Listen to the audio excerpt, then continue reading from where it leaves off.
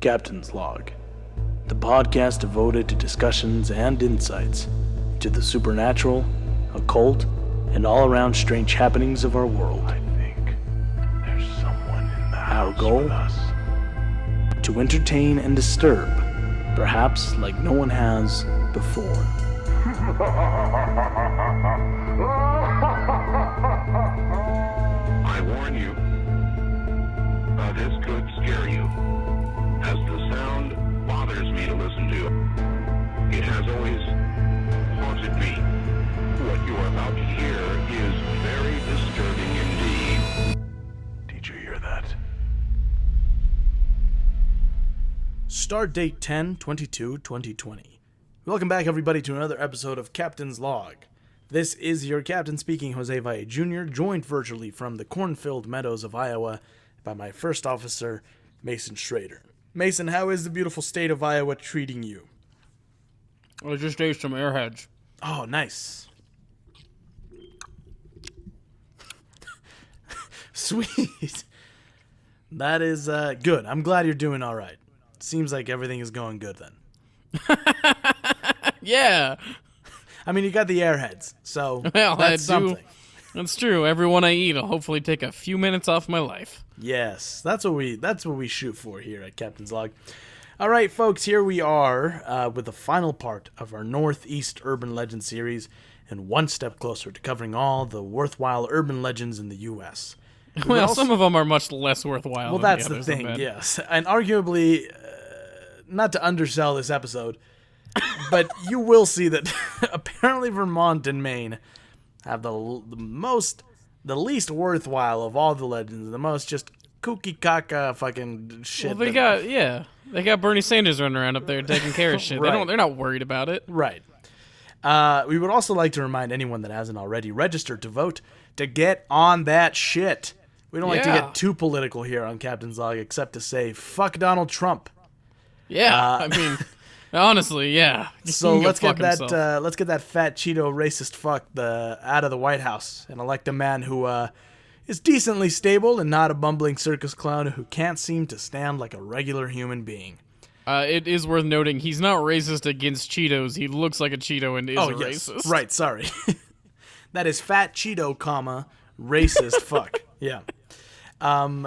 Also, why the fuck does he stand like that? Have you seen his... There's like a I've big seen how thing he that's stands. going around right now of like everybody mocking his dance moves.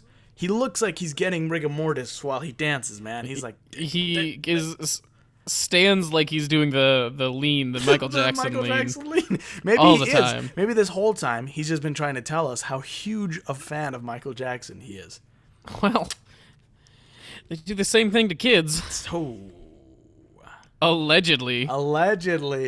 Anyway, For both of them? For both of them. Yeah, for both of them. before we That'll continue... cover us legally. I just talked to the lawyer. We just talked to our Captain's Log lawyer, which is just It's just a sack of potatoes that I have next to my desk at all times. that we've thrown a suit coat over Yes. and fake and a glasses. fedora Yeah, on. and a fedora. Yes. Yeah, he's a real. We call him Potato Kiss Finch. Yes, there we go. That's good. That was good, man. It was a real stretch. Anyway, before we continue our notorious narratives of the Northeast, let's give our disclaimer for those of you first joining us. We won't get to every urban legend out there, and we aren't necessarily covering the most popular legends from each state. The legends we choose are chosen on the basis of whether or not they would make for interesting conversation above all else. And we will continue with our rating system of spooky or kooky, which is exactly what it sounds like. We will be taking a look at the two states of Vermont and Maine today. With that out of the way, Mason, shall we get on the road? Beep beep. I'm in the car you're in the outside car. waiting Hey, for you. let me grab my bag. Honk honk. Beep beep. Vroom vroom. I'm getting in the car. That was yeah. All right. Brum, dum, dum, dum, dum, dum. Oh. What are we It's a driving? motorcycle. You're holding me as we ride. Yes, that is more on brand for us. Okay. A road trip into the bizarre and unexplained continues into the Green Mountain state of Vermont. Mason, if you want to enjoy a good juicy steak later, what do you do? You put it in the freezer, right? That was a hypothetical. Well, I don't really want your response. Oh no, I'd put it in the fridge. Well, wait, if I'm doing it later, I don't know. You would put it in the fridge you'd have because to you thaw. don't want it. I Right? mean, You don't want it to be. I meant later, as in potentially a week down the road. You put it in the freezer, right? All right, I'm preserve sure. it. I feel like you need me to say yes, so yes. Yes. Well, have you ever thought about maybe doing that with your grandpa? Eating a steak with him or No. putting him in the freezer? Putting him in the freezer to preserve him. Yeah, I'm gonna be straight up. I've never thought about doing either with my grandpa. Well, that's kind of, it's a little sad, but it's also understandable. This strange tale coming out of Vermont describes essentially that. This is a story of the frozen people. You see, Mason, surviving day to day in the 1800s was hard enough with the 1 million ways that you could die. One of which was the incredibly tough winters that farmers would have to suffer through, especially if you lived in fucking Vermont. These winters were so tough, not just because of the conditions, but because it meant that through the winter, farmers and their families had limited supplies to survive off of. So a group of farmers living deep in the Vermont wilderness came up with a solution. Freeze the elderly or weak members of the families and then thaw them out in the spring just in time to help with planting. You with me so far? Okay, yeah. I thought they were gonna eat them, and I was like, No. okay, seems like you could just do that with any kind of meat, but everyone knows Mason's down with the cannibals. Yes. So We're going to get that on a shirt. Mason's down with cannibals. Mason down with cannibalism. No, that doesn't sound right because it sounds like I want to take down cannibalism. Mason cool with cannibalism. Mason thinks cannibalism is all right, and then it's got you doing a thumbs up, or Mason thinks cannibalism is groovy, and you've got like hippie glasses on. Oh, that'd be good. I was just thinking it'd be like it's like a voting side. It'd be like, Mason, there we go. Eat the rich or the poor, just eat somebody. Yes, there we go. Those will be we're shipping those out as soon as we can. Those will be very popular this time around. So, a very strange tale describing this bizarre, unbelievable ritual was published on the first page of the Montpelier Argus and Patriot on December 21st, 1887.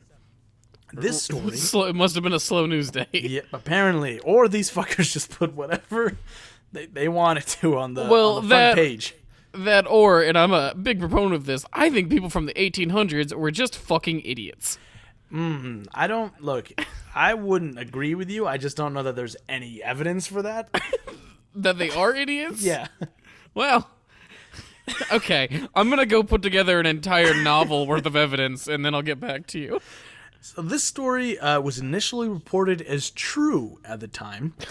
It tells of a poor northern Vermont family who had established this idea to put their elderly family members in deep freeze. The following is from a story by Wesley S. Griswold. Fucking old-timey names. They always trip me up. Every time I write them, I'm like, oh, I'll be able to say this, no doubt. And then I get to reading them, and I'm like, shit. It's just the worst. Right. So this is... It's Griswold. Yeah. There's no R in the end of it. It's Griswold. Griswold. It's not that hard now that I'm reading it. Yeah, now that I'm looking back at it, I'm like, I fucked that up for no reason.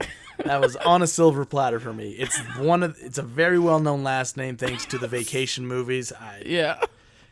So the story was titled From Mischief in the Mountains, and it was published by Vermont Life in 1970. The Argus and Patriot listed the author as A.M., noting the events took place in a mountain town some 20 miles away from Montpelier. A.M. wrote that the tale was extracted from his Uncle William's diary. And this is directly from the diary. I guess they're north. I was going to do an accent, but I guess they're north. Well, I think you'd still do like an... I went on the mountain today and witnessed what to me was a horrible sight. It seems that the dwellers there are unable, either from age or other reasons, to contribute to the support of their families. Are disposed in the winter months in a manner that will shock the one who reads this diary. Unless that person lives in that vicinity. Unless that person is part of the family, in which case you will be like that. Yeah, no, we do that. I will describe what I saw. 6 persons, 4 men and 2 women. One of them a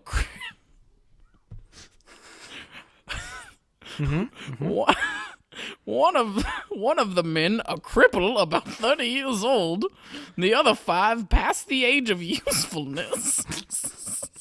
This guy did not hold back. He's fucking great. He's fucking laying into them. Lay on the earthly floor of the cabin, drugged into insensibility. God, I wish I was drugged into insensibility on the floor of the You cabin. and me both. While members of their families were gathered around them in apparent indifference. In a short time, the unconscious bodies were inspected by several old people, but not apparently so old that they're past the usefulness age. Who said, they are ready. They were then stripped of all their clothing except a single garment. Then their bodies were carried outside and laid on logs exposed to the bitter mountain cold air. The operation having been delayed several days for suitable weather. A whole scientific-ass approach to this. It's very, yeah. It was night when the bodies were carried out, the full moon occasionally obscured by the flying clouds shone on their upright, ghastly faces. This is clearly written by a writer. You know what I mean? Yeah, right. Like, no, this is not an uncle's diary. This is like, no Uncle Williams is fucking... yes, It was a cold December night. yes. The moon, often obscured by the flying clouds. Shone on the upturned, ghastly faces. Shut the fuck up. And a horrible fascination kept me by the bodies as long as I could endure the severe cold. Soon the noses and ears and fingers began to turn white. Then the limbs and face assumed a tallow look. I could stand the cold no longer and went inside, where I found the friends in cheerful conversation. In about an hour, I went out and looked at the bodies. They were fast freezing. I could not shut out the sight of those freezing bodies outside. Neither could I bear to be in the darkness. But I piled on the wood in the carnivorous fireplace and seated a shingle block. In the cavernous fireplace and seated on a shingle block past the dreary, terror-stricken night by the horrible sights I had witnessed. Wow, this is okay. January 8th. We shall want our men to plant our corn next spring, said a youngish-looking woman, the wife of one of the frozen men. And if you want to see them resuscitated, you come here about the 10th of next May. There is no way fucking poor farmers in northern Vermont were fucking saying resuscitated. All right? I don't, even if they were, what is this fucking guy doing up there? That he doesn't, they have to freeze the elderly, but this guy's allowed to hang out around and just documenting all this shit. I'm writing a book. The men commenced work at once. Oh, this is on May 10th, right, yeah. Yes. The men commenced work at once, some shoveling away the snow and others tearing away the brush. Soon the box was visible. The cover was taken off, the layers of straw removed, and the... Yeah, just foodies. I don't know what that is. Okay, but also, wouldn't straw insulate them and keep them warmer? Is there like a specific temperature? Okay, you're right, good point. The layers of straw removed and the foodies, frozen and apparently lifeless, I think he was referring to bodies as foodies, which this might be somebody of your camp, Mason. Well, that's a good point. Apparently lifeless, lifted out and laid on the snow. Large troughs made of hammock logs were placed nearby, piled with tepid water, into which the bodies were separately placed. With the head slightly raised, boiling water was then poured in the trough from kettles hung on poles nearby, until the water in the trough was as hot as I could hold my hand in. Hemlock boughs had been put in the had been put in the boiling water in such quantities that they had given the water the color of wine. Oh, wait, what? That's blood, I think. That's fucking blood. He's like blood, dead. They fucking killed him. He put so much boiling water on a frozen man that the water turned to the color of wine? Yeah, that is blood. Yeah, that's blood.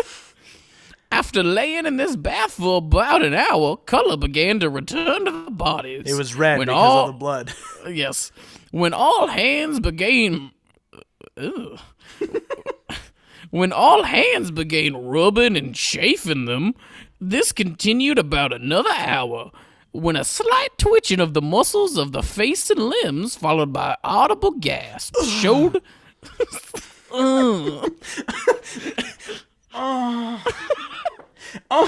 Uncle Henry, you're awake.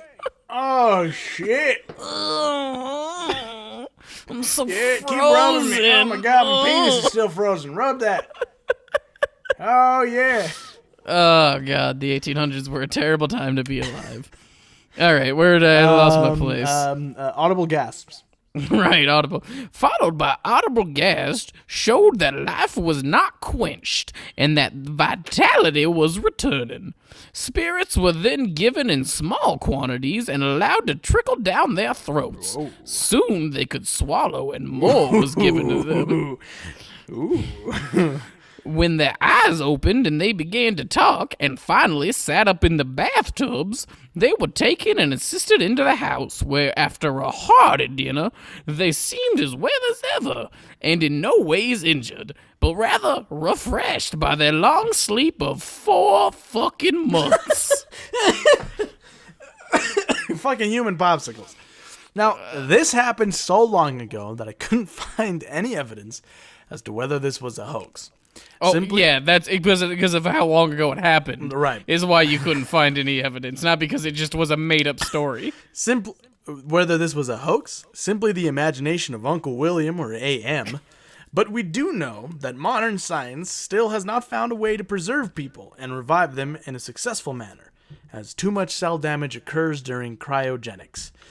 Except for Walt Disney, whose head is definitely frozen, and he will rise again one day.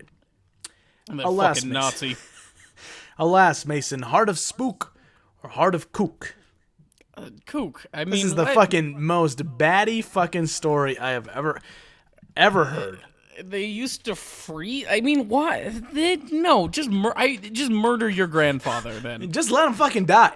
Yes, I mean they're not lasting the winter that long anyway. Imagine you're just fucking taking a stroll in the wintertime.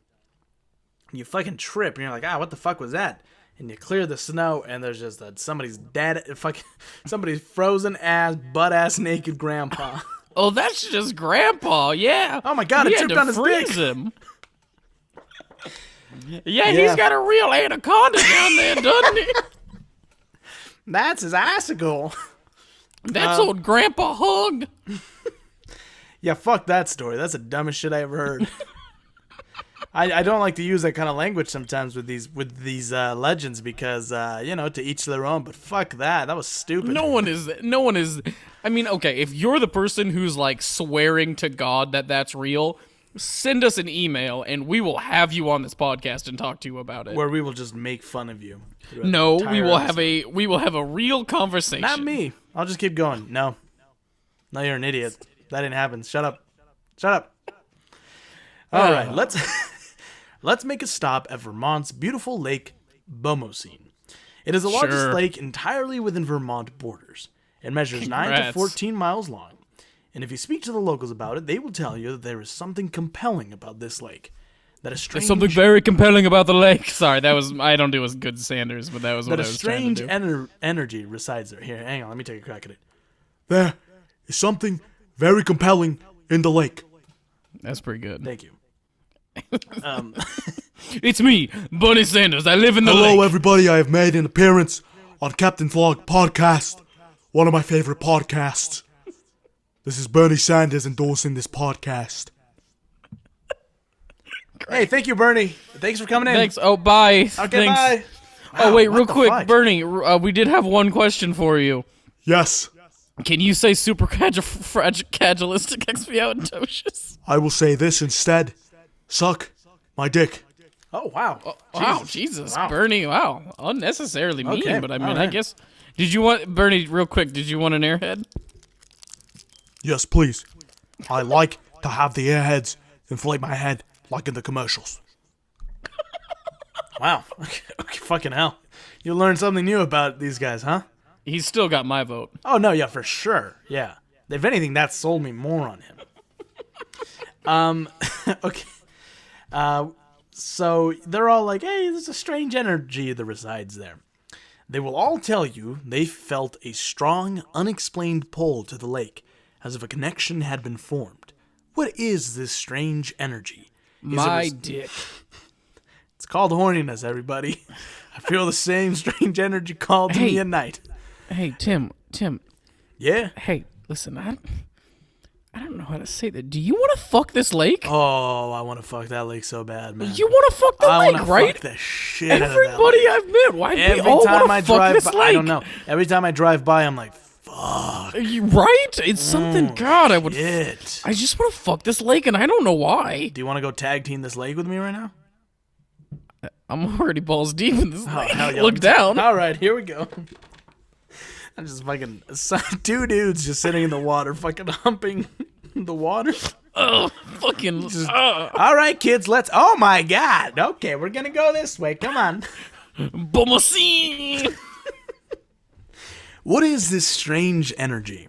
Is it responsible for the numerous unexplained experiences and legends that call this lake home? Is this energy benevolent, or is it something more sinister? The name Bomoseen is an Abenaki word that translates to keeper of ceremonial fire. Lake Bomoseen has a number of strange legends. Perhaps the most known one is that of the 3 Irishmen who disappeared on the lake. According to legend, one night in the 1800s, 3 Irish slate workers from West Castleton obtained a rowboat and decided to row to a tavern on the eastern shore to have a night of fun and unwind. Oh, I can't wait to have me balls tickled. Oh, Seamus. I don't know about you, but I want to fuck this lake. It's funny that you should say that. I've been wanting to fuck this lake for a long time now. Kind of lost it there. It's hard. It's not easy. Yeah. Whose horse is that? Have you seen that TikTok? Of the Whose guy horse is that? Yeah. Whose horse is that? Fucking love that. However, they never arrived. The next morning, because they were too busy fucking the lake, they passed out and they fucking drowned. Yeah, The next I didn't even. I let go the low hanging fruit of the Irishman rowing across a 14-mile lake to go to a tavern. I didn't even do anything about that. However, they never arrived. The next morning, their rowboat was found abandoned in the waters. No sign of the Irishman anywhere. It's on Netflix. It's The fucking Irishman 3 is on hours. Netflix. Honestly, It's not worth the watch. So good just thing watch that- one of his better gangster movies. I think so, yeah. But the locals swear that on certain moonlit nights, the phantom rowboat can be seen, floating on the water with ease and making no disturbances on the water. Oh, I want to fuck this lake so badly. Say, Seamus, we ever gonna make it to the tavern? I lost it there real bad. There is another strange tale that calls Lake Bomoseen home. Towards the north of the lake is an island. It is mostly undeveloped aside from an estate on the southern tip.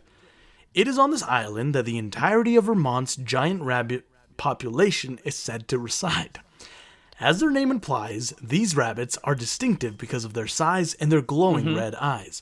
It is said the island became their home after they somehow made the 30-foot jump from the shore to the island. But afterwards, How big are they? They couldn't get back. Hang on. Oh, okay. Since the bigger rabbits were the only ones that could make the jump, they were the only ones trapped on the island. And being rabbits, they fucked. And fucked and fucked until they had created over the years a new breed of massive Bugs Bunny-looking motherfuckers. Some eyewitnesses claim that they have gotten as big as Volkswagens. So there's your answer.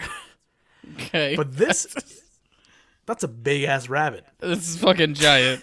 But this isn't a new white man myth.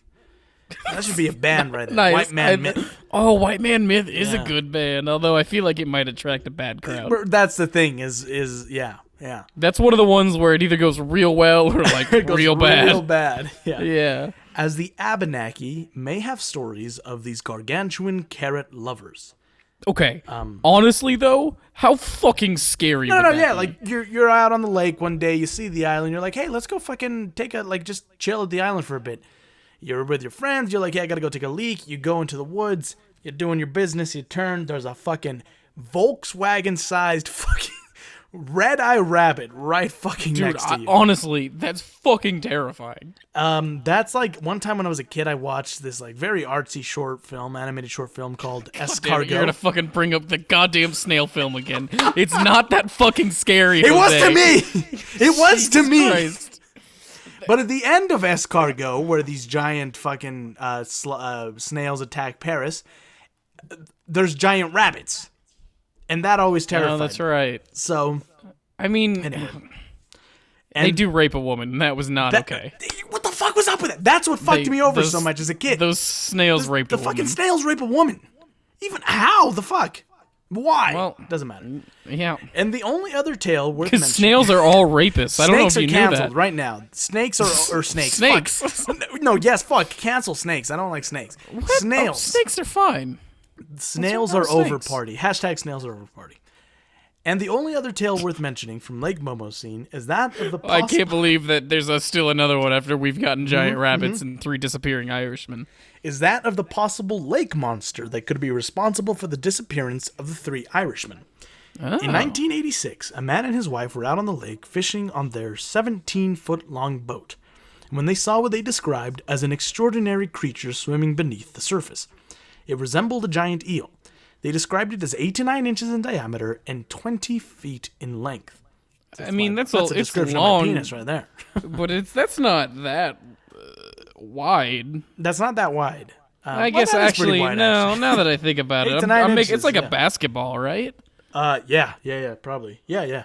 I don't know how big a basketball is. I was Probably. more of a book kid.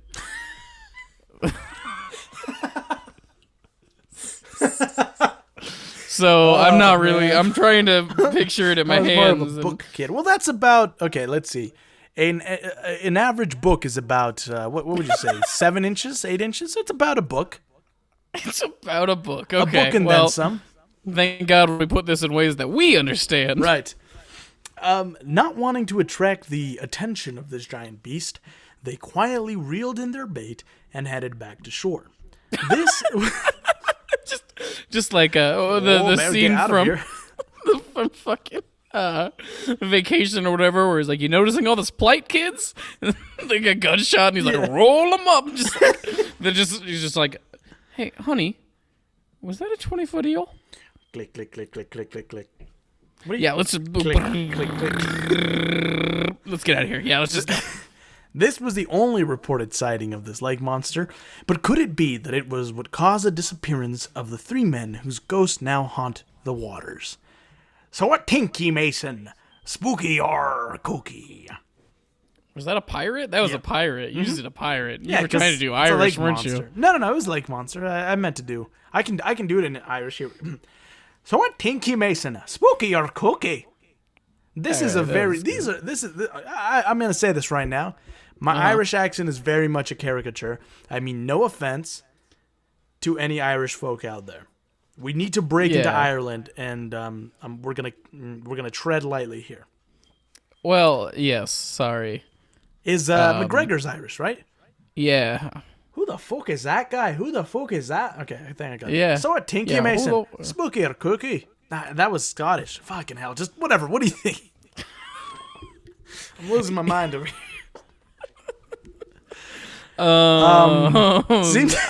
Here's what I think. Yeah, you It go seems first. like they just really want this lake to be something. Again, it seems like everybody just wants to fuck the lake, and they're trying to find a reason as to why they would possibly want to fuck this lake. They're just, it's denial. Like, no, we don't want to fuck the lake. It's just that there's a monster. There's a monster. And those And the 3 Irish guys. guys- That's right. Those 3 guys, they disappeared. Right, And, yes, okay, yeah. the giant rabbits. Giant rabbits. okay, Giant rabbits. all right, There's we're also good. the giant rabbits. So All right, it's everybody not that take we your want to fuck the swimming lake. trunks off. It's not that we want to fuck the lake. It's that there's a giant eel, a giant rabbits, and those 3 guys disappeared. So what are you gonna do? What? Oh, I started fucking the lake. Shit. Tim, fuck, we're still on camera. I mean, I dropped something. It needs to sound more watery, You know, doesn't it? it sounds like he needs help going to pick that up. I'll be right. I'm gonna go help him pick that up. That was pretty good, actually. That's actually yes. Yeah, it's fucking... the rabbit one is fun. The Irishman and the lake monster are like, okay. Cool, that's probably happening in every other lake. Well, I can even, like, I'm going to be honest, I would believe, I don't know, what's the world's biggest eel ever found? Well, that was the thing that I found, that some experts were like, well, that's plausible. Yeah, but that's kind of what I was thinking, too, like, you know. Let's see. The European conger is a species of conger in the, whatever, how fucking big is it? I mean, it's pretty big Ew, from what in the gross. pictures I can see. They are pretty icky looking. Okay, this says conger includes some of the largest type of eels, but average weighs just 5 kilograms and is around 3 feet. Yeah, the one I saw is European congers have an average adult length of 4 feet and 11 inches, so like 5 feet. But a maximum length of about 7 feet is known. Yeah, possibly up to 9.8 feet, which is 10. So okay, well they just keep like they're like, well, it's about 5 feet.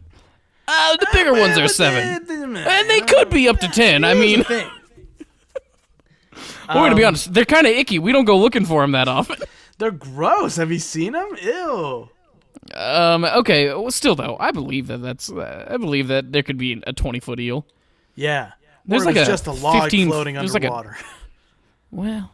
Wow. Yeah, that could have been it too. That's a good point. Yeah. I hadn't thought about it. That it was probably just a stick. Whose eel is that? Not. Yeah. There we go. Whose horse is that? Whose horse is that? The 1800s. A time of unexplored wilderness, of rugged individualism, of living off the land, of lawlessness, of shitting outside, and where a whole region could be harassed by a particularly mischievous bear nicknamed Old Slippery Skin. Mason, I live for when we come across these old school legends. This one didn't disappoint. Oh god, So this one's gonna be just as good as what was it? Hooky Jack, yeah. Hooky Jack and the Leatherman. Yes. Let me set the scene. In the Good scene setting, Jose. Thank you, everybody. Thanks You for should coming. narrate my life. Mason then walked into the kitchen. The bathroom. He walked into the bathroom.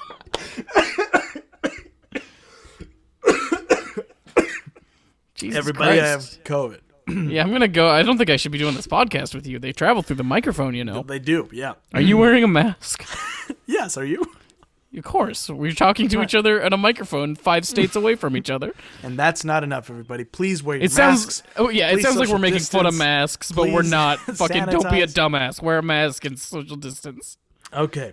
In the 1700s, the Northeast Kingdom was frontier country. Its inhabitants were woodsmen, hunters, trappers, Obviously. fishermen, and Yeah. the likes. And according to legend... Sure, yeah. People who wore flannels. Right, yeah. Yeah, And I according get to it. legend, it was also inhabited by a strange bear-like creature that would harass and terrify the settlers. While Some always say bear-like creature. Others say just a Mason bear. Schrader. Oh, Oh. Hey, what's up? Hey, can I have some of your jerky? oh my You guys God. got jerky? Why are you? Its pants are so tight. It looks like part of his skin. What They're a just pants, strange, guys. slippery bastard. Stop trying to fucking touch me, you gross assholes. I just wanted some of your meat. Quit it. Oh, we'll give you our meat. Come here, boy. Oh, I gotta go. Slippery skin Oh, away. slippery skin. One of these days, I'm gonna find that fucking bear and I'm gonna fuck it. I mean, I'm gonna catch it. I'm gonna catch it. So this bear would always manage to slip out of capture, thus earning him the nickname of Slippery Skin. Clever. Right? They're so clever. The Native American tribes of the area had been calling him Weejuk, or Wet Skin, for a while before any white colonizer ever encountered him. I love it. I into them fucking- every time. I just love it. It's not even you go into. It's just these little. It's just these little Yeah. cuts. It's just like white colonizer. Let's move on. This creature seemed to get the satisfaction from tormenting the livestock, undoing all the work of farmers, and sticking logs into bear traps. Like, here's the thing. Okay, 2/3 of that is just a thing that a bear does. Right. I don't even blame him. So, Yeah. no one is sure of just how old Weechuck, or Slippery Skin, really was. But one thing that is certain is that this beast seemed to have a hatred, or at least hold a grudge against humans. Once again, that's just a thing bear? bears That's do. just a They bear. just do. They just bears just hate Bears people. don't like us. They don't want it. We've hunted a lot of them into extinction. A lot of them are gone. California, we're looking at you. Yes, but also, even before that, they were just like, you know what? I'm 400 pounds heavier than you and 2 feet taller than you. What if I will just fucking gash you kill to death? Right, yeah. When I watched The Revenant, I was rooting for the bear. I think we all were. Well, because the bear doesn't fuck girls 20 years there. Oh, well, okay. Minor. Okay, so every time, this is the thing. If I go after Leo because of his obvious predatory behavior, no one says, and everyone's like, Mason, They're over calm 18, down. Mason. Yes, they're over 18. He's fucking 50. So, look, I'm just not If criticizing we read a him story because right that now is the in the goal. 1800s where a 50-year-old married if I a start 19-year-old, criticizing- would you be like, ew, gross? Oh, but No. because it's Leo, if I it's okay? start criticizing Leo, when I get to that age, I won't be able to date 25 You won't be able 20 to. to 25-year-olds. It's not 20 to 25. He 18 to breaks up with 25. them They're- before they're 22. That's fine. He likes them young. What do you want me to do? He You're doesn't you're- pay my bills. You're seriously okay? Oh yeah, sure. Why? Yeah, gross. Well, you think Harvey Weinstein's innocent too? No, that is completely different. You're right. It's less predatory. Fuck no. The first reported No, well, encounter any Weinstein white man had isn't with him- less predatory. Leo is less predatory. Oh, okay, yes, yeah. The first Still gross, reported, though. The first reported encounter. Keanu's dating a girl his own age. The first reported encounter any white man had with him came from a man called Duluth, a scout with Rogers Rangers. Sounds like a 1970s Western show. I just Rogers watched. Rangers. Yeah, I just watched Star Trek 2 Troopers. I'm fucking having a stroke. Star Trek. No, what the fuck?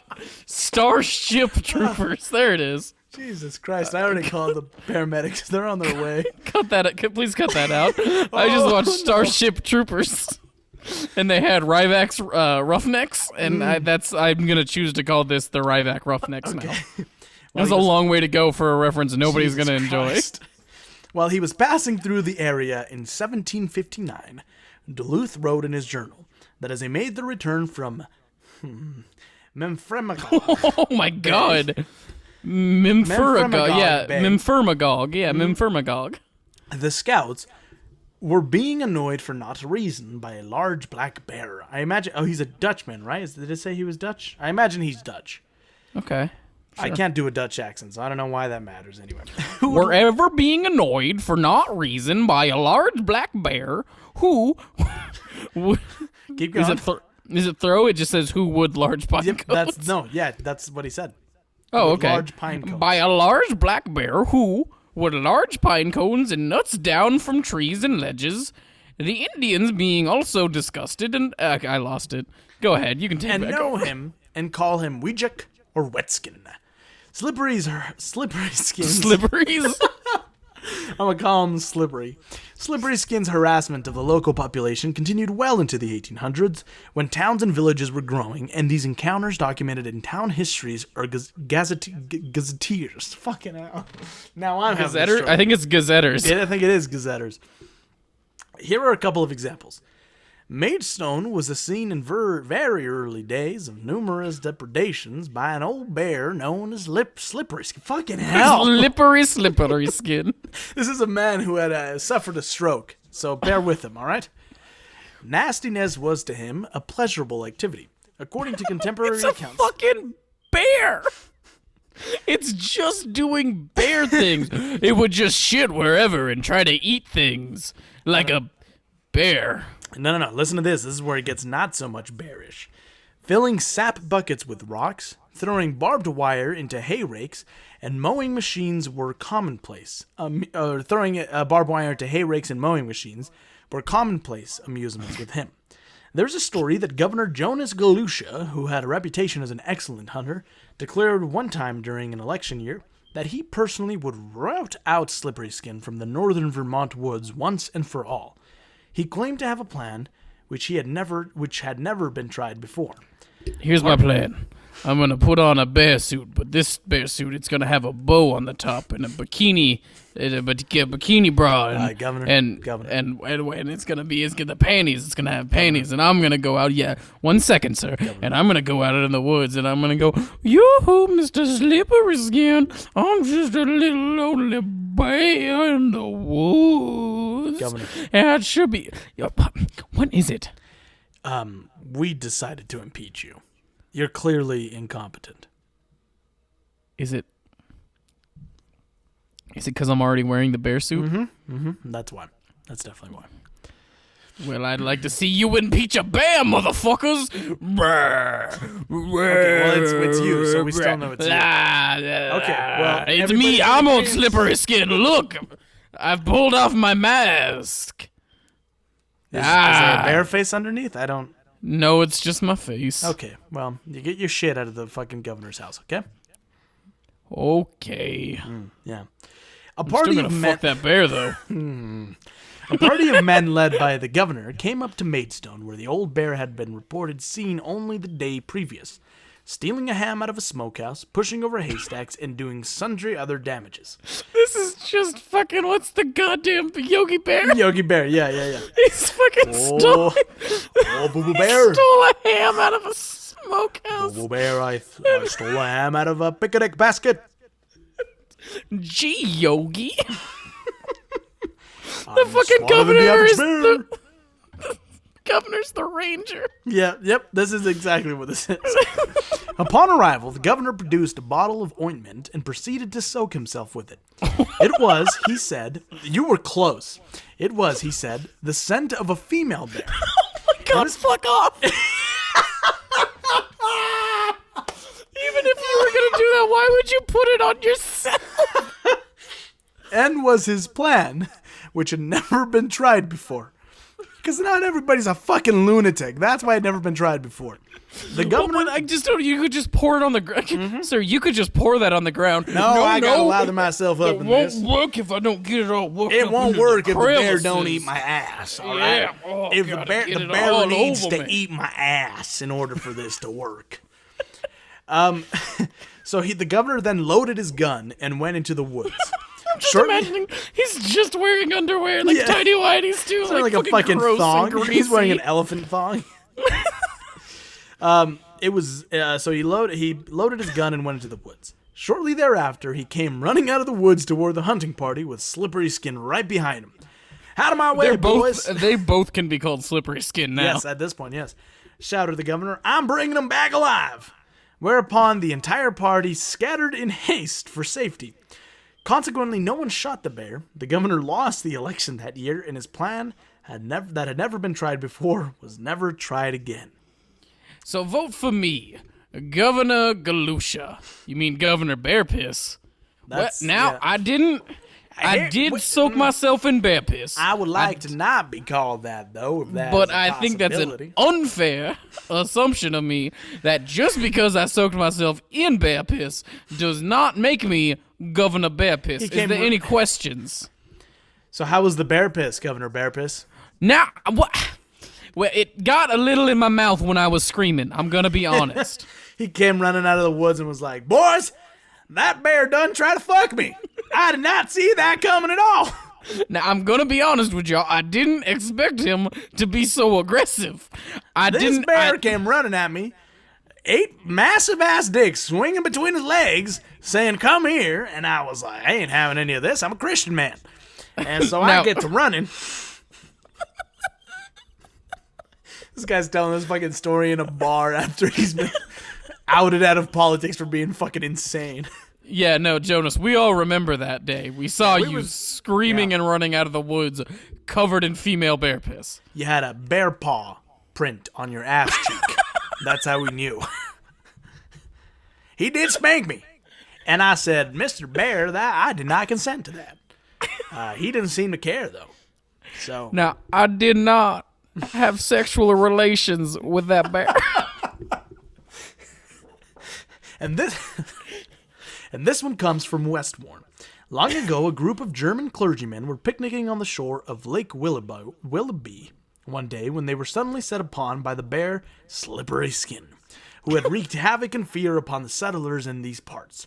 The clergymen were forced to make a swift retreat for the safety of the woods. A short while later, one of the clergymen was reported missing. Authorities found a mutilated body in the underbrush. Later, it was determined that the body was actually the mangled remains of several cheese strudels, which had been part of the clergyman's picnic lunch. The missing clergyman was later found alive and well, it is said, in Chicopee, Massachusetts. Hang on. These fucking idiots And thought that cheese strudels was a human being? They didn't even care to, like, shout for his name. They were just like, oh, shit. He's dead. Yes, that's him, I'm sure. Oh, no. Oh, nine. It's so scary. I'm sure that's him. Yeah, these are... Hang on. These are cheese... Oh, my God. These are fucking delicious. This is a cheese strudel. Well, this is cheese strudel. It's really good, actually. Do you guys mind if I... Did you make these? You gotta give me the recipe for this. Is cheese strudels? Yeah, this is... It's not Victor? well, no, you see how this clearly... You can clearly see the cheese right here? We don't have this in us.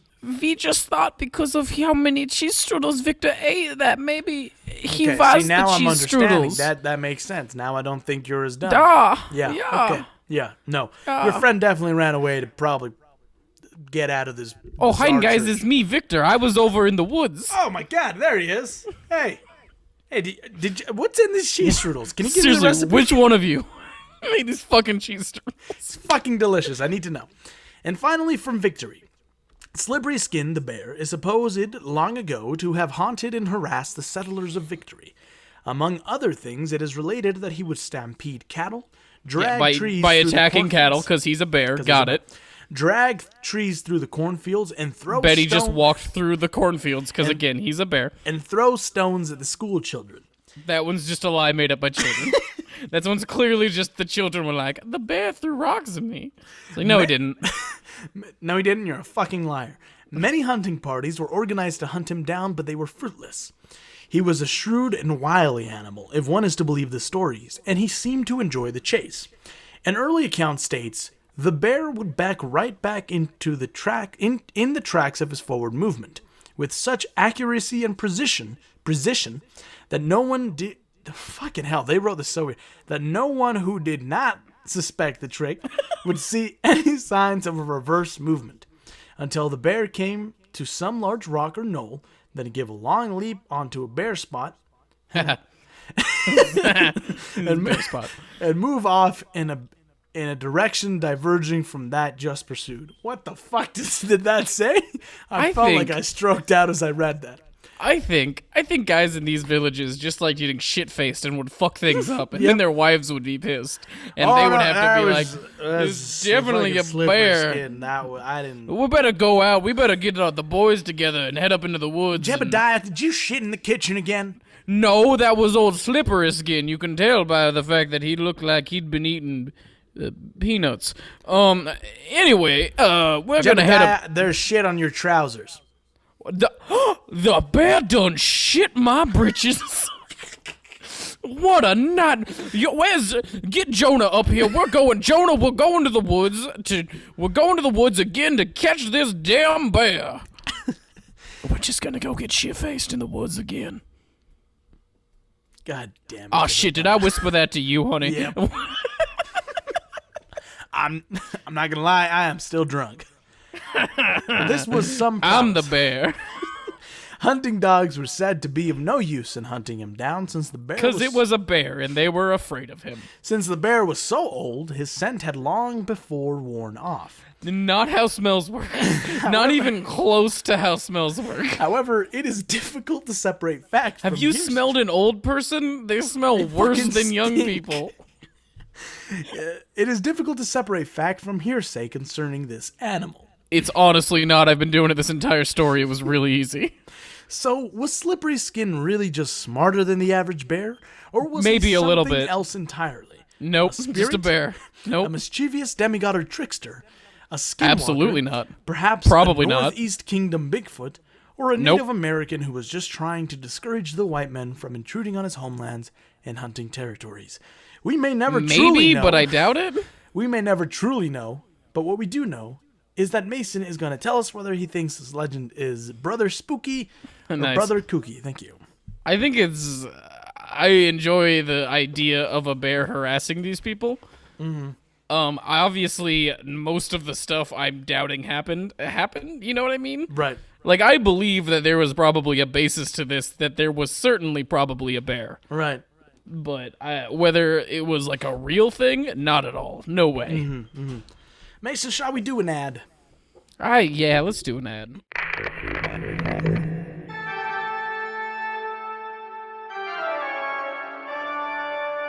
Darkness falls across the land, and the midnight hour is close at hand. Yes, that's right, it's Spooktober. Do you know what that means, Mason? My doctor yells at me for how much candy I eat. No, wow, you're a grown man. It means Yeah, that- I've gotten 6 cavities Jesus in Christ. 20 days. Oh, I've eaten 16 pounds of Twix. Jesus fucking Christ. No, it means that now is the best time to dive into the macabre and the occult, into the worlds of demons and ghosts, of witches and aliens, of killers and psychos. I, for instance, have been watching a horror movie every night. I actually just watched the Evil Dead reboot last night. Probably not the best thing to do right before I went to sleep. And thanks to our friends at Audible, I have also been listening to some very spooky audiobooks. I just watched the original Evil Dead like last weekend. Oh, no way, so did I, actually. It's pretty good. It held up. very good, I like yes. Bruce Campbell. Yes, right? Right? Yeah. Do you know why I like Bruce Campbell? Why? Because Audible boasts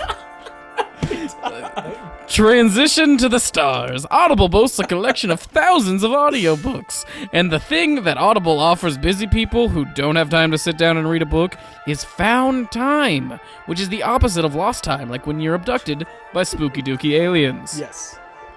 Found time is the ability to listen to a great audiobook when you're on the move, while you're commuting, cooking, making a Halloween costume, decorating for the party that you have coming up, eating all that candy that which the doctor is like, oh my god, you need to stop putting on your headphones while the doctor is telling you about the problems of early onset diabetes because you're just listening to a book about it. It's fucking great. Man, do you want to talk about it? I feel like you gotta listen to your doctor. The only doctor I'm listening is Dr. Oz's book on audible.com. You better cut that part out. I don't even know if he's got a book on there. Audible. All right, It's in your ears. Right now, you can get a 30-day free trial by going to audibletrial.com/captainslog or by clicking the link in the show notes.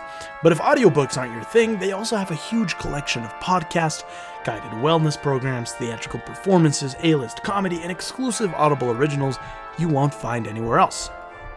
Honestly, what reason do you have for not giving Audible a try? Not listening to your doctor, it's hard work. And I'm going to be spending a lot of time not listening to my fucking doctor.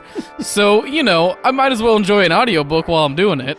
I'm recommending Lovecraft Country by Matt Ruff and narrated by Kevin Kennerly, which was recently adapted into a television series of which I have heard great things. It's super fucking good. The book and the show. Go get started. I've read and watched both. Fantastic. Because I'm better than you. You are. So, go get started on your... Well, my doctor doesn't yell at me for the candy thing, but go get started on your 30-day trial now by going to audibletrial.com/captainslog or by, again, clicking the link in the show notes. And you'll be helping us out while helping yourself out. So go get started now and enjoy the rest of the podcast. Everyone knows diabetes is a hoax.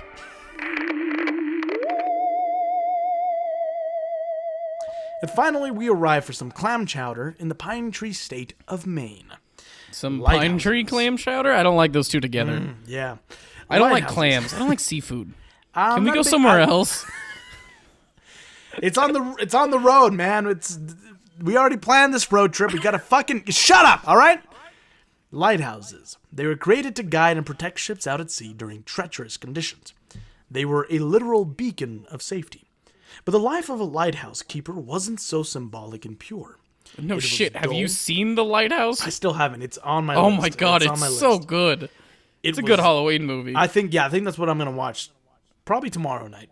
It's so good. My mom hated it. Really? Well, she was just like, "This is fucking weird." And Yeah, I'm like, I was just "It's having a so conversation with some friends, and they were like, "I liked The Witch. I didn't like The Lighthouse." And I said, "Well, it's not for dummies."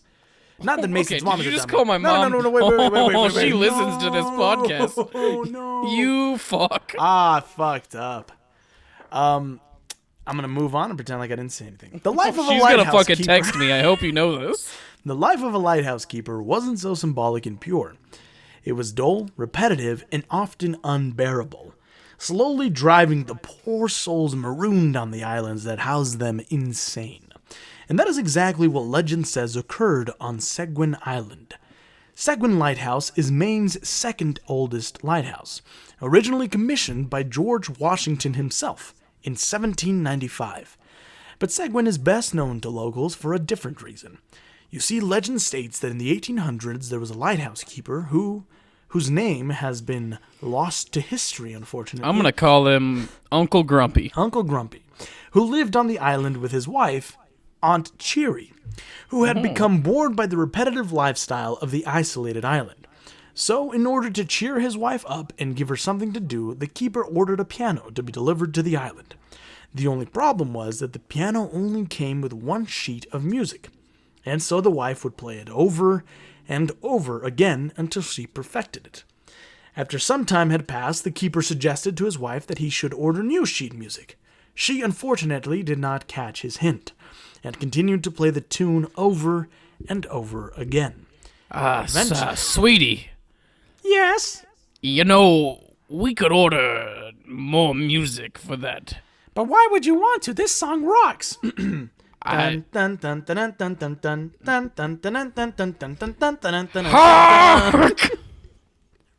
Eventually, after having heard the song over and over again, day and night, something in the keeper snapped. Like a character out of an Edgar Allan Poe story, he was driven mad by the repetition and took an axe to the piano. When the instrument... I think, to be fair, if I could say that in proper Lighthouse speaker talk, it was, "I took the axe to the piano." That's very good, actually. When the instrument had been completely decimated and nothing but wood splinters remained, he turned on his wife. And real quick. She never once was like, "What if I just make up my own song?" Nope. Also, everybody knows chopsticks. Right. She's gonna play chopsticks. Dun, dun, dun, dun, dun, dun, dun. That's not No, chopsticks. it's dun dun dun dun dun dun dun dun. Is that Darude by Sands? Is that Sandstorm by Darude? I don't fucking know. It's one of those songs everybody It's Alex knows. F is what it is. You know, like It's that Axel pedophile, F, yeah. like that Like the pedophile's pedophile guitar one from riff. Joker. Yes, exactly. It's one that everybody knows. Hey. Now we have given him money by humming that.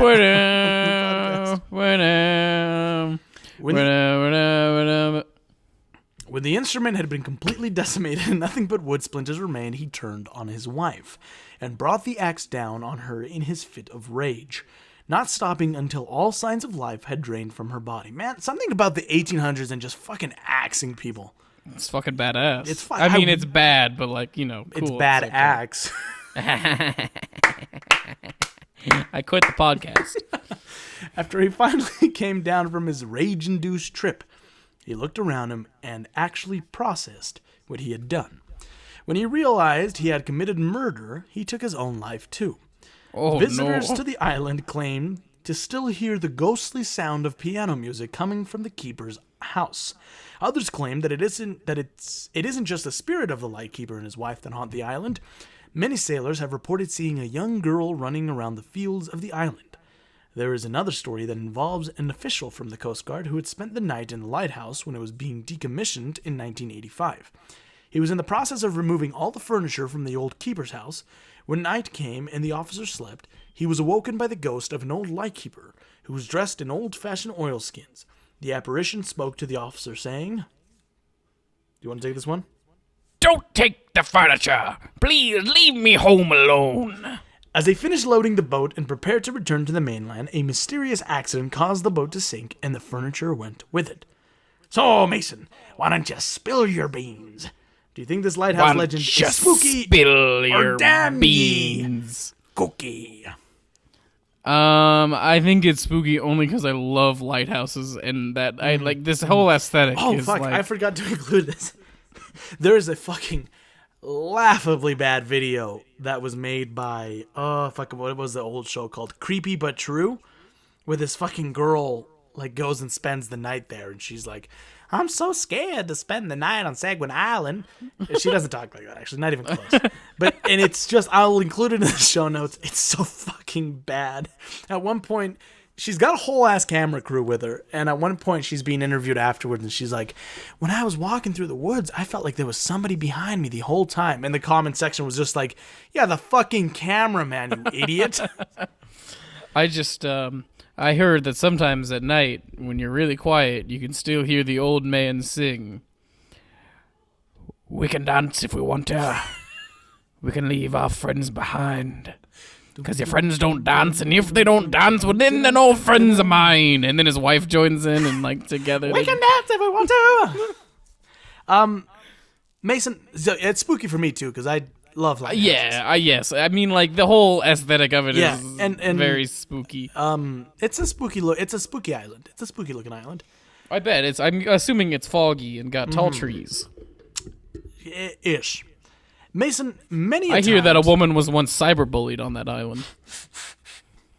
She had it coming. That's the thing.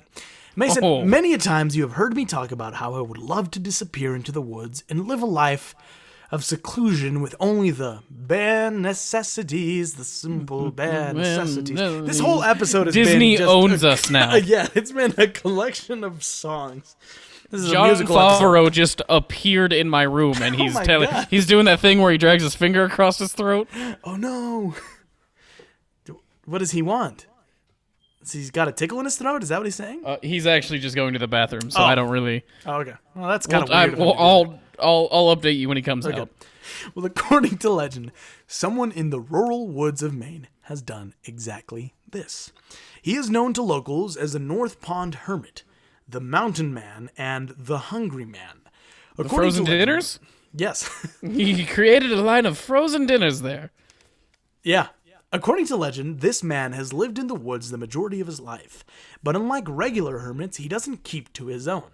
Instead, he prowls... that's not a hermit then, is he? Exactly. He prowls the campsites and stalks the cabins of the area, waiting for the right opportunity to strike. While he doesn't take lives, he does take material possessions. He breaks into cabins and raids them clean of their food, but never any valuables. Okay, so he's a homeless man. Got it. Yep. This strange nature has unsettled many locals, who fear a visit from the hermit, fearing that a face-to-face encounter could lead to a more violent interaction. And we're here with Sally Fields, and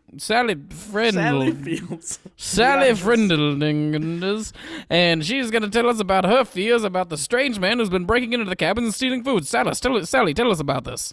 I just don't like giving handouts. He seems like he's a liberal, and I don't like that at all. That's true. We've heard several reports that he's a stinky man, and stinky men don't deserve human decency. Yes, so I got this shotgun to shoot him next time he's here. That's excellent. Anyway, back to you. We're going to talk about how communism is destroying America. Or that the lack of food could lead him to hunger for something other than peanut butter. Spooky or Cookie Mason?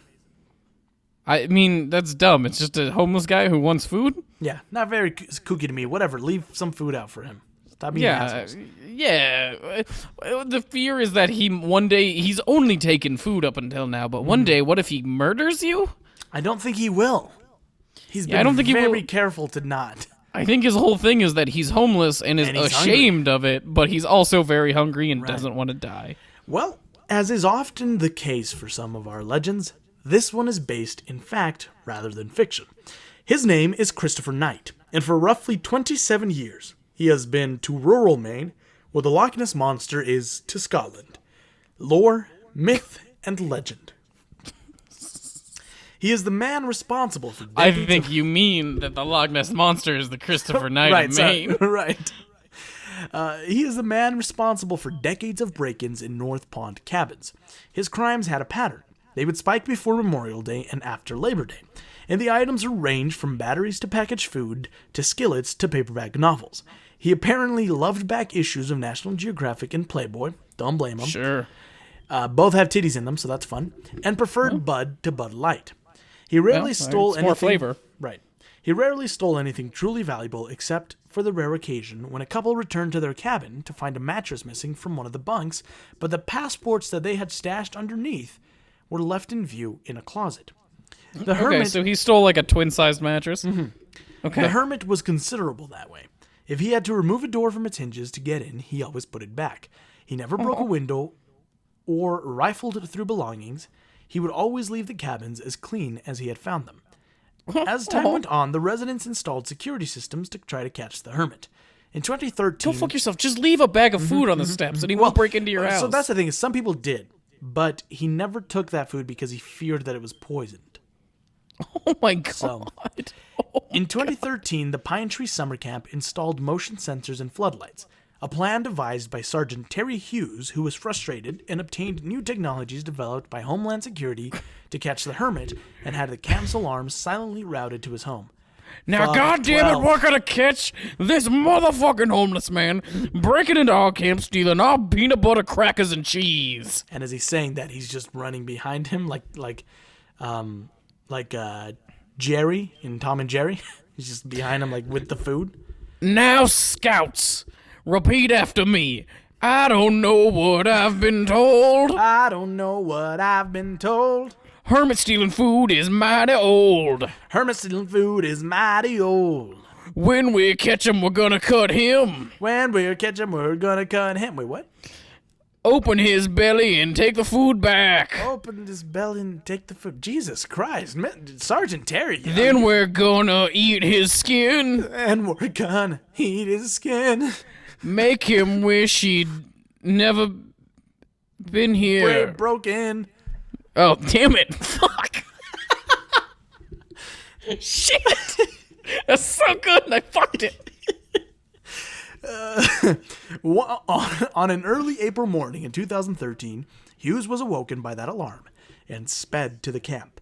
He expected to face a hardened veteran. I'm just imagining him with, like, got his fucking gun in his hand, like, got my fucking gun, we're gonna fucking catch this goddamn homeless man stealing food like a fucking homeless man. Man, you know what, I'm gonna think of what to say when I get there. I work better under pressure.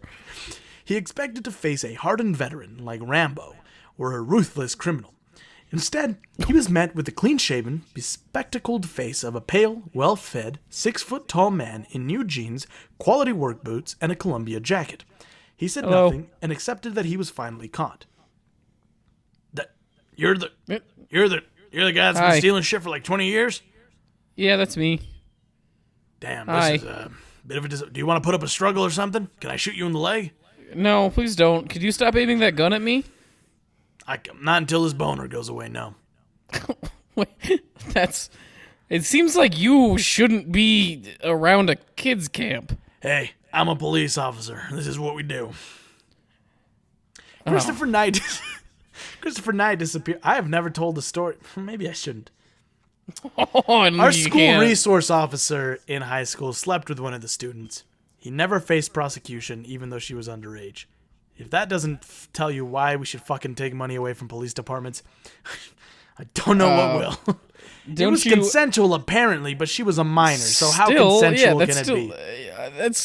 He was a piece of shit. Imagine? None of us really liked him, so it was good to finally have something to pin on him.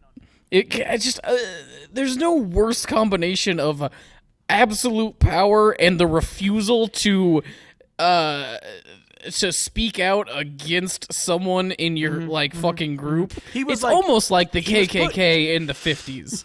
Almost weird, right? Yeah. He was put on, I think, paid leave. Oh, well, good. At least he couldn't do his job. Reassigned. I'm sure, yeah. The girl, sadly enough, sad for his son, I think. Same age as his son. And it's like, damn, bro, you couldn't get any pussy. Ugh. And your dad could. You know what the only difference is between police officers and Catholic priests are, right, Jose? One has a badge? No, one isn't a racist pieces of shit. And that's the Catholic priest. Yeah. Christopher Knight disappeared, and we got real serious there, but it's okay. I'm sad now. I made myself sad. I know. Christopher Knight disappeared in 1986 at the age of 20. Knight grew up in a tiny village. They would go on dates, Mason. She thought that it was okay. We don't have to get into this. Is a whole. Yeah, it's rape. That's statutory rape, and right. It's not okay. What's the thing where you fall in love with your captor? Stockholm Syndrome. He fucking. I bet he watched American Beauty and was like, "Wow, I gotta get on this Spacey's character. What a good guy." Yeah. Right. Fuck you, Officer Carlson. I'm not afraid to say names. Although, to be fair, Kevin Spacey's character in American Beauty didn't have sex with a teenager, so that's cool. Yeah. Christopher Knight. Although Kevin Spacey, you know what? It's fine. Mm-hmm. Christopher Knight disappeared. Isn't it funny that his shitty character was still better than him, Kevin Spacey? Anyway, Christopher Knight disappeared in 1986. This is a fun podcast about spooky ghosts and sometimes the even spookier horrors of the real world. And at the age of 20, he disappeared at the age of 20. Knight grew up in a tiny village by the name of Albion in Maine, where cows outnumber people by half.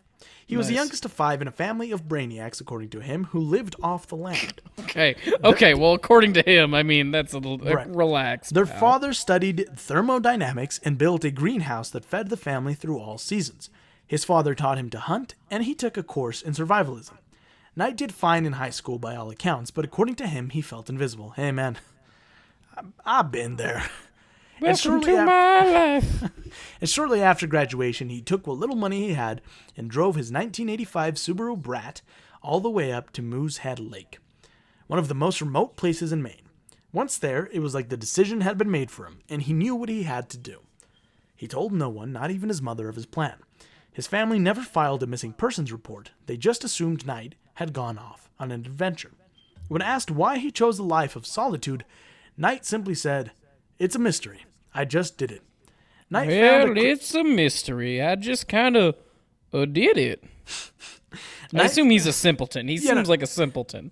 Not like, one of those guys that's like, he's like very smart, but just is like very, very solemn spoken kind of guy. He's like the Unabomber, but he didn't kill people. Yeah. Like good. Like if the Unabomber used his powers for good. Yeah. Knight found a clearing in the woods, set up a tent, and devoted himself to the Greek philosophy of Stoicism. His crimes, Knight said, were about harvest time, a very ancient instinct. Knight claims he had little knowledge of the damage he had done to the community, but said it was none. Right. He did no damage to that community. I saw the thing, and it was like, I think in total, he was charged for like $300 worth of stealing. Once again, not to jump back into this, but property damage does not equal violence. They're not the same thing. Also, he's considerate as fuck. He would take your door off and put it back on.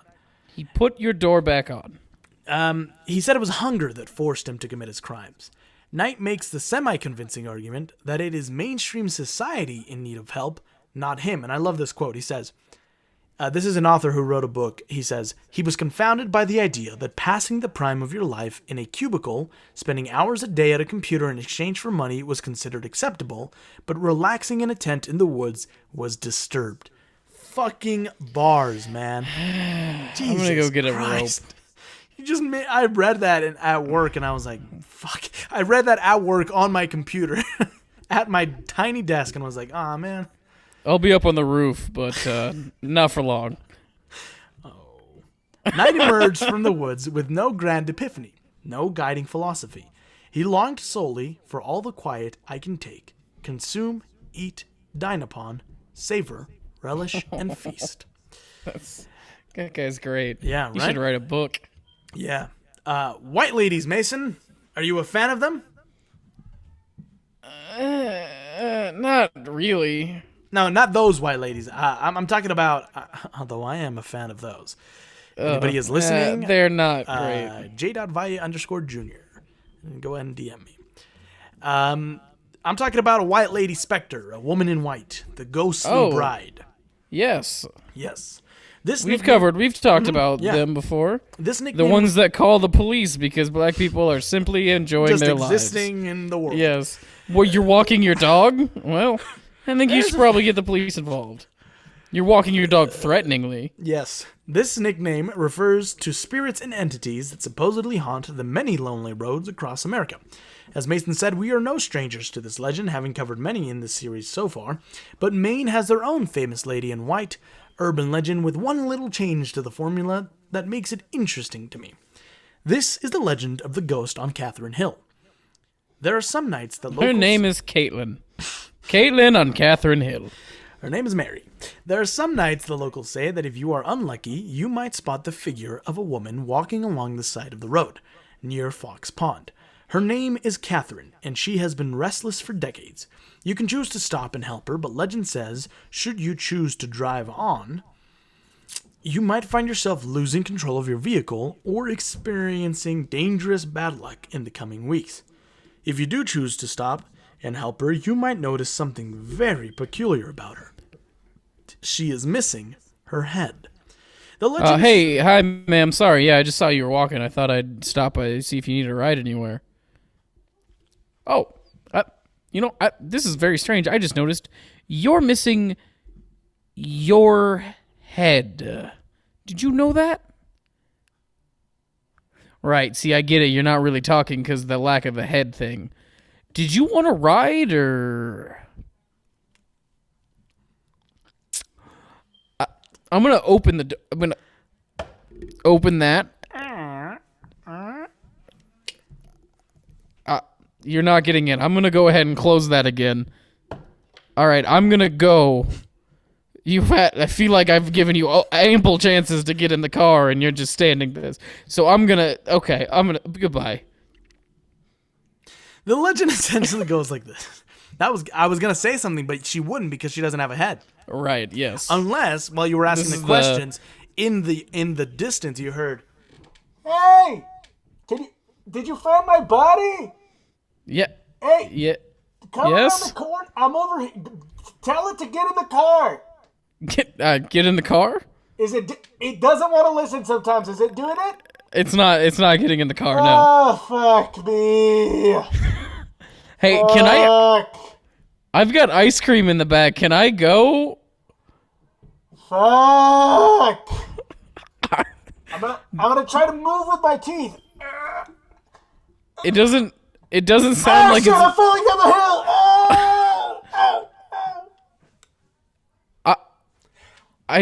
The ice cream, I'm gonna go. There's a deer licking me. Get the fuck away from me, you fucking deer. the legend... I laid his face down on some shit. Oh, fucking hell. The legend essentially goes like this. A young woman by the name of Catherine is driving down Route 182 with her boyfriend. Depending on who you ask, the year is different. Some say it took place in the 80s and the couple was leaving their prom, or it was the 1930s or 1920s, or it was the 1860s and they weren't in a car, but somewhere between the years 1900 and 2000. The fog is thick and heavy that night, and as they round the corner, they get into an accident near Fox Pond. Catherine is decapitated on impact, and her boyfriend's body is mysteriously never found. Catherine's spirit is doomed to walk the highway looking for help, her boyfriend, and her head. If she's seen by a driver, he or she must stop to help her, lest they risk her curse. One version of the legend has a motorist refusing to stop and help her, only to look in his rearview mirror to find her headless body sitting in his back seat, losing control and crashing and dying on impact. Which, if this was the case, how the fuck did they hear this account? Who's telling these stories? That's a good point. It's a good point. But also, what I'm saying is, like, what happens if you stop to try to help her?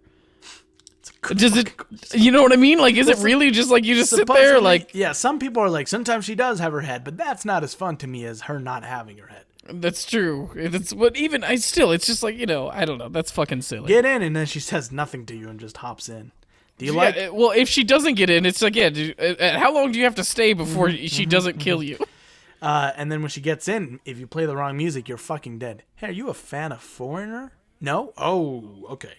How about a little talking head? Ooh, not liking that. Okay. I'm losing control of the car, and I'm crashing. Very well. Yeah, this is fair. This was on me. I shouldn't have been listening to this song. Catherine, named for Catherine Mountain. Oh, Talking Heads. I just got it. Catherine.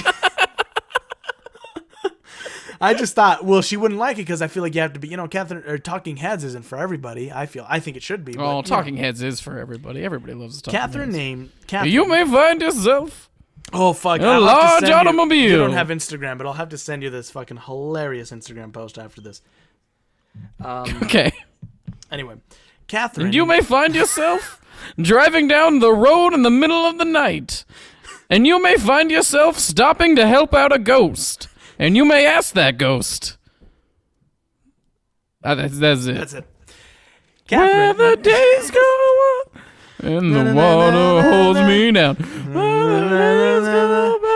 And the water underground. Catherine, named for Catherine Mountain, the 1,000-foot hill near Fox Pond, may have been a real person, though just when she lost her head is up for debate. Some argue that she was an actual Cherryfield resident by the name of Catherine Downing, who died in 1862, and whose name can be seen on a gravestone in a nearby graveyard, though there is no record of Catherine dying in an accident. Marcus Librizzi, a professor at the University of Maine at Machias. It's me, Marcus LaFucking Brizzy. Hey, yo. I'm the fucking professor. Okay, anyway. The author of Dark Woods, Chill Waters, Ghost Tales from Down East Maine, has researched ghost stories all over the world, but this particular one is very interesting to him. Quote, what also sticks out, in particular the Catherine story, it defies the old saying that the dead can't hurt you. Only the living can. I've never She heard does that inflict saying before harm. in my life. Actually, my mom used to say that to me all the time growing up. Because I was a big Really? fucking coward for ghosts. And she was like, you dumbass, they can't do anything to you. So she... The fire can't go through walls, stupid. It's not a ghost. While Librizzi has never encountered the headless specter himself, he has heard about and experienced the unexplained phenomenon associated with Route 182. Quote, there are lots of electromagnetic anomalies. Oh, hang on. There are lots of electromagnetic anomalies documented. You'll be driving along, the car will completely stall out, and everything shuts down, Librizzi said. It's like you go through a force field. It happened to me. I had kids and animals and shit in the car. Even just last year, there was a fatal accident on 182. There's a lot of bad shit that happens there. Librizzi goes on to say, Well done. the past and the present are almost overlapping here. It sometimes makes me wonder if all these different stories here in Washington County are just ways of putting on a face on something that's way older than Catherine. You know what I'm saying? Way older than a carriage accident. Something that's been here longer than any of that. So, Mason, would you stop for this headless legend? Would you tell her to fuck off? That wasn't your most articulate. Nope. Here's the thing about this one. So for me, I think it's kind of spooky just for the fact that she's headless. Because I'm driving down this lonely-ass country road. I see somebody in the distance. I never stop for hitchhikers anyway. Right, yeah, because you'd get murdered. Because I don't want to die. But I see her in the distance, and I'm like, oh, that's fucking weird, this lady. And as I'm getting closer, I'm like, holy shit, she doesn't have a head. Right. That is spooky, but it's also very dumb legend. I just love how because ghosts are overdone. Okay, Right. Everyone and their mother's seen a ghost. Exactly. Now a headless ghost. Ladies and gentlemen, you got That's a Hollywood something. script. That's we're a starting thing right production. We're gonna get Justin Lin to direct. Patrick Wilson is gonna be in it. Justin Lin. Oh yeah, He's in I all was of thinking these. of James Wan. Either or. James Wan okay. is who I meant to say. Yep. I thought so. Yeah. All right. Now. Anyway, I never answered. Oh yeah. Sorry. Go ahead. Oh man, I'm gonna be honest. I don't even have an answer. Shouldn't have said anything. It's kind of spooky. I mean, little bit, right? I can't stop imagining what happens if you actually stop and then like. It's just fucking sitting there. I guess most people would just be like, poker? as soon as they see it's a headless ghost, would be like, go and drive away. You grab you fucking just put your window down and you just poke her. You're like, hey lady, hey. You just get out and you just pick up the body and like start pushing it into the back of the car. It Get in. wants to get out, and you're like, no, wait, hey, god damn it, hey, buckle up. You have to buckle up Putting it in a kid's car in a kid's seat.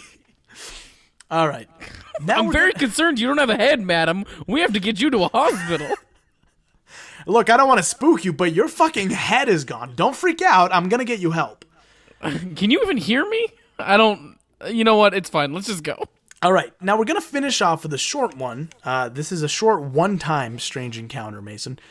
In the Obsolence of Oracles, Greek historian Plutarch... Did you write that name? No.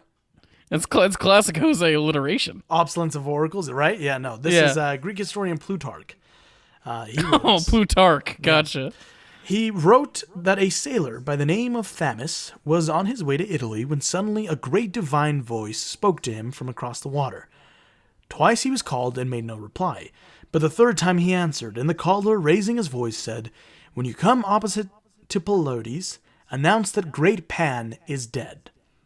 Pan is, of course, the Greek god of nature and father of satyrs. Now, I knew that. You didn't even have to tell me that. I knew that right off the top of my head. Also, I fucking Pan, love that satyrs. Satyrs. The god Pan is dead, because it's like an allegory for, our damage to nature. Anyway. And I bring this up, and also, I mean, you don't have to tell me because I know what a satyr is, but you should probably tell the audience. It's a goat. It's a goat person. A goat man. Oh, it's like me? It's a me? Am I a satyr? Yes, you might be. I might be. I've been eating garbage think recently. satyrs, Percy Jackson. I got it. Yeah, the little I know short what you're guy talking from about. Hercules, James Yes, McAvoy in Narnia. Yeah, Yeah. But, so I bring this up, Mason, because although it seems that Pan might be dead, well, yes. his offspring, the satyrs or goatmen, may not be. This comes from the website New England Folklore. Quote, "Back in the 1950s, a Cherryfield man was driving his truck through the woods outside town. He was a local and had spent most of his time hunting, fishing, and logging in the forest of Maine. Those decades of experience didn't prepare him for what he encountered that. He had filled up his gas tank before he left home that day, so he was very surprised when his truck came to a gradual stop on a lonely road. His gas gauge read empty. He got out and checked the tank. It indeed was empty. He checked the bottom of the truck but couldn't see a leak, and he didn't see any sign of gas dripping on the road. He was annoyed and puzzled, but when he got out from beneath the truck, those emotions turned to surprise, and maybe a little terror. Standing in the middle of the road was a man who was half human and half goat. His lower body and legs were naked, hairy, and shaped like a goat's, while his torso was human-shaped and covered in a flannel shirt." Oh my god, wait, I want to ask my mom if she ever visited this place. I think I might be half a goat person. Right? Goat horns grew out of his head, and his ears were pointed like an animal's. I'm just a little guy. He's just covered in hair. I look like Phil from Hercules, but I just don't have the hooves or the horns. Or, to our knowledge, I've never seen you wear shorts. So well, that's a good point, actually. I've never seen you wear shorts or short socks. You could I very do wear well a be lot a of satyr. hats. Yeah, and you do wear hats a lot. Holy shit! Are you a fucking satyr, dude? No. Why did you go no like a goat? I didn't do that. I just said no. Okay, so you did it again. I'm not doing that. You say no. No. Yeah, so no. Okay. All right. Then we're going to have a conversation Don't afterwards. talk about how I said it normally the time when I told you to say it and then went back to saying it like a goat. Don't worry about that. The happening... Idiot. So fucking stupid. Goat horns grew out of his head, and his ears were pointed like an animal's. Other than the flannel shirt, the goat man looked like a mythological I just satyr. love that he's wearing a flannel shirt. Or the Greek god Pan. The half-naked goat man smiled at the Cherryfield man and then slowly sauntered into the woods. The man got back into his truck and locked the door. He tried to start the truck, hoping desperately that he could drive home just on fumes. And to his surprise, the engine started. His gas gauge now read full, and he drove home without incident and never saw the goatman again. This story first appeared in T.M. Gray's New England Graveside Tales. What do you think, Mason? Kind of spooky or a bit too Mediterranean kooky? I love that story. I love that. More than anything in my life. I would love to see a satyr that just is like, I hey, think man. we should just make that into a short film. You know what I mean? He wasn't like, he didn't threaten him or anything. He was just like, He's like, hey. what's up? I fixed your truck for you. Hey, you It's just because he's wearing a flannel. I'm imagining like he's got like a trucker cap between his horns, and he's like, you out of gas. Oh yeah, that happens a lot around here. He's like, Go check again. It's always so funny to me when satyrs wear clothes. Like James McAvoy's, he's Had a scarf. fawn, technically. Yeah, he had the scarf. Yes, but a flannel shirt. That's a whole very nother fun. level of fucking hilarious. Yeah, I love it. I think it's very fun. I like that legend a lot, actually. I love that. I love it so much. And the other In fact, I want to find a satyr costume. That's what I'm going to be for Halloween, specifically the satyr from this story. The thing that is interesting about this is the car stalling, because that's a very common thing with supernatural phenomenon. Yeah. Like alien encounters, like Mothman sightings, Chupacabra, stuff like that. It's always like reported that technology or like your vehicles, they stall or they malfunction, radio goes haywire. So it's kind of interesting. But with that, it's time to wrap the show up.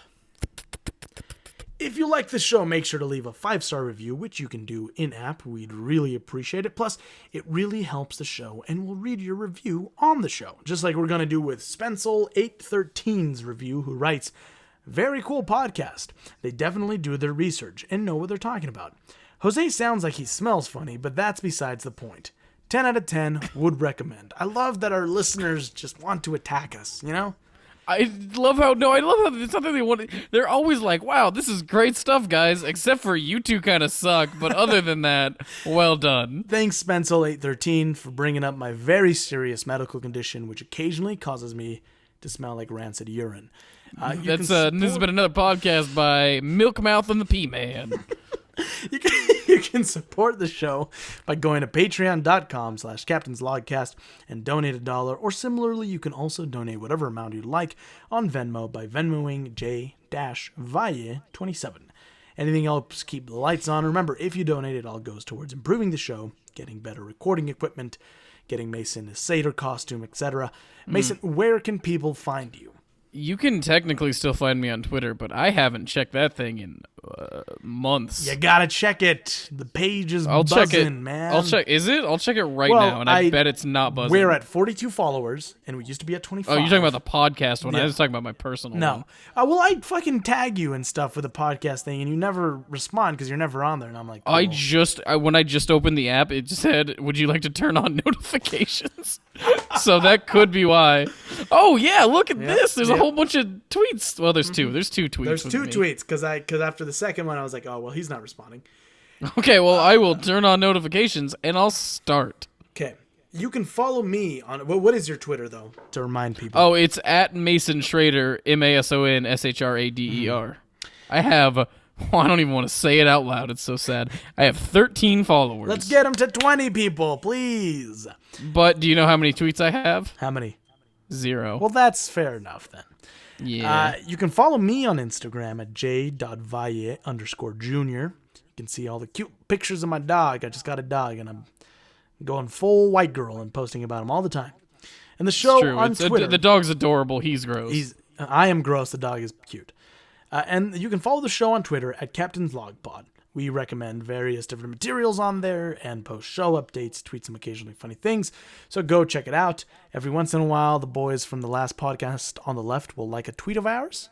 Oh, they did do that once. That was pretty Astonishing cool. Legends will like a tweet of ours. And fucking Claire, Mr. Sunny Movies from The Weekly Planet and Suggestible will also like our tweet sometimes. So we're pretty big. We're rubbing elbows with the big dogs of the podcast world. We are, you keep it up. We're going to be the next big thing. Yeah. You can also subscribe on YouTube, where you can find me as Jose Valle Jr., Animal Productions, and of course the show's official YouTube channel, Captain's Log. Make sure to tell your friends and family about the show if they enjoy it, and if you'd like to tell them about how we missed, if you'd like to tell us about how we missed a bunch of details about a certain story, or if you're thinking of trying the frozen people method on your grandma this winter, please do so by writing in to captainslogcast@gmail.com.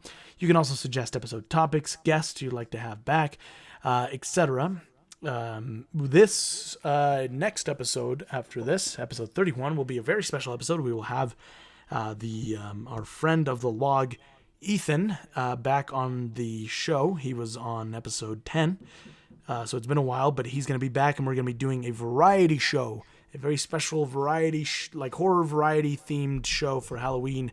We're going to be talking about what scares us, doing some creepypasta readings, have you guys write in. It's going to get real dark. It's going to be a lot of fun. I'm going to talk about my struggle with depression and the fact that I'll never live up to my father. So just, fun stuff. So you can make sure to subscribe Make sure to subscribe. My fear of dying alone. Make sure to subscribe and download on Apple Podcasts. My fear of dying with someone else. My fear of being eaten by Mason. After my fear of one day eating Jose. Make sure to subscribe and download on Apple Podcasts, Spotify, and Google Play, and any other podcast directory. Thanks to Carlos Rivera for our new theme. Thank you, Carlos. Very fun. We love it. We'll have links to his work and his social media in the show notes. And with that, everybody, we have reached the end of our show. We'll see you soon for another special episode. I've been your Captain Jose Valle Jr., joined by Sweaty Goat Man Mason Trader. And this has been Captain's Log. End of transmission. Pew, whoop, boop.